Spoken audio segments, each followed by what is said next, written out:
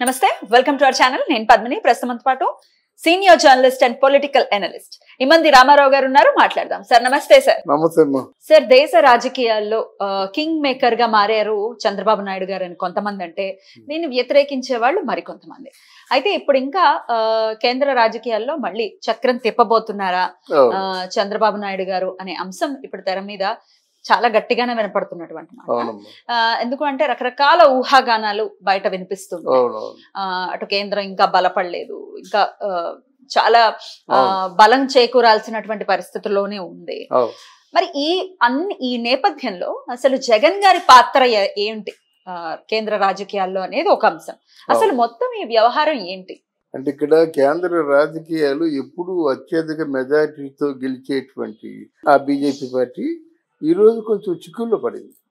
అంటే నితిన్ తెలుగుదేశం పార్టీ ఇద్దరు వెనక్కి వస్తే కొంచెం ఇబ్బంది. అందువలన ఆ మోదీకి ఏంటంటే కొంచెం రాహుల్ గాంధీ తాలూకు బలం పెరిగింది. ఆయన జూడో యాత్ర అని చేయడం వల్ల బలం పెరిగింది. కాదంటే లీడర్షిప్ క్వాలిటీస్ అనేది లేవు. ఇండియా కూటమి కదా సార్, అసలు కాంగ్రెస్ కంటూ ప్రత్యేకంగా వచ్చిన 99 సీట్లే కదా.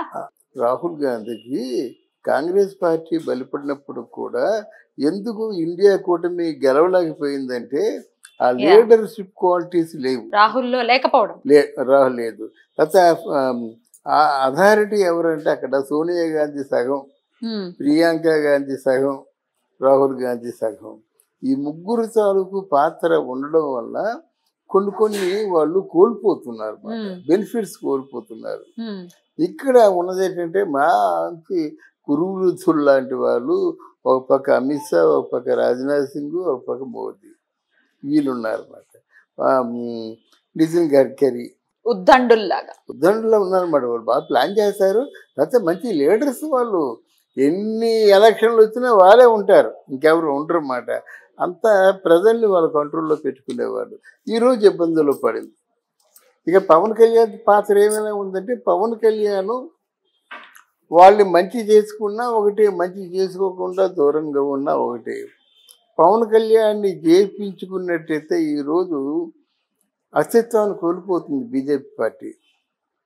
ఒక నేరస్తుని అలాగా హత్య అంటే ఆ ప్రయత్నాల్లో ఒక సూత్రధారిగా ఉన్నవాడిని నువ్వు ఎలాగా నీ తాలూకు సహకారం అందిస్తావని కాంగ్రెస్ పార్టీ కాదు, ఇతర పార్టీలు కూడా నిలదీస్తాయి. ఏ రాజకీయ నాయకులకైనా నేర ప్రవృత్తి అనేది సర్వసాధారణం అయిపోయిందిగా ఇప్పుడున్న రాజకీయ నాయకుల్లో. అంటే కొంతమందిని నేరస్తులు సర్వసాధారణ ప్రవృత్తి అనేది నేరం చేసి ఒప్పేసుకుంటారు వాళ్ళు. ఇప్పుడు అవినాష్ రెడ్డి కూడా ఒప్పేసుకున్నట్టు ఈ పార్టీ కేసే కొట్టేసేవాళ్ళు. లేదు నాకేమి తెలియదని కాసేపు చంద్రబాబు నాయుడు అన్నారు, నారాసుర రక్త చరిత్ర, కాసేపు సునీత చంపించేసింది అన్నారు. ఇలా రకరకాలుగా ఎప్పుడైతే అబద్ధాలు చెప్పడం మొదలుపెట్టారో ప్రజలకి దొరికిపోయారు. తర్వాత ఏంటంటే అక్కడ అప్రూవర్గా ఉన్నటువంటి ఆయన దస్తగిరి ఓపెన్గా చెప్పాడు, ఎన్ని పోట్లు పొడిచారో చెప్పారు. లేవబోతుండగా మనకి అసలు ఆ కురుక్షేత్ర సంగ్రామంలో అభిమన్యుడి చావు గుర్తుకొస్తుంది. లేవబోతుండగా 17 గొడ్ల పోట్లు తిని లేవబోతుండగా ఈయనే పెద్ద కత్తితో పొడిచాడంట. అంత ప్రత్యక్షంగా చూపించినప్పుడు ఎవరు నమ్మరు చెప్పు అని ఏదో మేనేజ్ చేసుకుంటున్నాడు. అదే పొరపాటు. ఆయన పాలిట పొరపాట్లన్నీ అవే. అక్కడ ఏం జరుగుతుందో ప్రజలకు తెలుసు. కొత్త విషయాన్ని ప్రజల ముందు ఉంచేసరికి ఎవరిరా నువ్వు మోసం చేస్తావు అని ప్రజలు మనసులోనే అనుకుంటారు అన్నమాట. అది అందువల్లకి ఆ జగన్మోహన్ రెడ్డి పాత్ర ఏమైనా ఉందంటే జైలుకి వెళ్ళడమే. జగన్మోహన్ రెడ్డిని ఎవరు నమ్మరు. ఇక మీరు అడిగిన ప్రశ్నకి చంద్రబాబు నాయుడు మళ్ళీ ఢిల్లీలో చక్రం తిప్పుతున్నాడంటే, Chandrababu Naidu is a very good CEO, very good executive, very good administrator. అరే ఒక నెల అవ్వలేదు మచిలీపట్నంలో 60,000 కోట్లతో ఇక్కడ ఆయిల్ రిఫైనరీ ప్రాజెక్ట్ పెడుతున్నారు 60,000 కోట్లతో. అంటే 60,000 కోట్లు ఉంటే దగ్గర ఒక 50,000 మందికి జాబులు వస్తాయి. వాళ్ళు 1,00,000 అంటున్నారు కానీ 50,000 మందికి జాబులు వస్తాయి. ఇక్కడ మా తాలూకు జిల్లా ఉంది. అక్కడ విజయనగరం జిల్లాలో భోగాపురంలో ఆ ఎయిర్పోర్ట్ ఉంది. 5,000 ఎకరాల ఎయిర్పోర్టు. అంటే 2000 ఎకరాలు అంటే ఎన్హాన్స్ చేస్తే సదుపాయాల కోసం వదిలేసి ఒక 3500 ఎకరాల్లో ఆ ప్లేస్ చూసి వచ్చాను నేను. ప్రపోజల్ ఉందా సార్? ప్లేస్ స్టార్ట్ అయిపోయింది, వర్క్ కూడా స్టార్ట్ అయిపోయింది. వర్క్ కూడా స్టార్ట్ అయిపోయి చదువు చేసేస్తున్నారు, మట్టి తీసేస్తున్నారు, మట్టి వాళ్ళ మెథడ్స్ ప్రకారంగా వాళ్ళ పనులు జరుగుతున్నాయి. జిఎంఆర్ కాంట్రాక్ట్ ఇచ్చేసారు, పనులు జరుగుతున్నాయి. 2 సంవత్సరాల్లో పూర్తవుతుందని రామ్మోహన్ నాయుడు చెప్పాడు అన్నమాట. ఎందుకంటే వయసును వాళ్ళు చెప్తే ఆవేశంతో చెప్తారు, ఆలోచించి కూడా చెప్తారు. ఆయన సంబంధిత విమానయాన శాఖ మంత్రి కనుక 2 yearsలో మేము చేస్తాం, 6 లక్షల మందికి ఉద్యోగాలు ఇప్పిస్తాం. అధికారికంగా కానీ అనధికారికంగా కానీ 6 లక్షల కుటుంబాలు బతుకుతాయని చెప్పినప్పుడు అక్కడ స్థలాలు ఎలా పెరిగిపోతున్నాయో తెలుసా? నిన్నటి వరకు 3,000 ఉంది, ఇప్పుడు 20,000 అవుతుంది గజం. అలా అయిపోతుంది అన్నమాట. అంటే మొత్తానికి అందరికి మూమెంట్ కల్పించారు కదా. ఇక పిఠాపురం ఉందంటే సొంత డబ్బులతో రోడ్లు బాగు చేస్తున్నారు, సొంత డబ్బులతో ఎన్ఆర్ఐలేమో దత్తత తీసుకుంటున్నారు. అలాగే గవర్నమెంట్లో డబ్బు ఉంటే ఉంది, లేదంటే అక్కడ ఉప్పాడేమో ఒక చాలా మెరీనా బీచ్ లాగా ఒక మద్రాసు సిటీ లాగా తయారు చేస్తా ఉన్నాడు. ఆయన చెప్పిన 3 వాగ్దానాలు నెరవేర్చేసుకుంటున్నాడు అన్నమాట.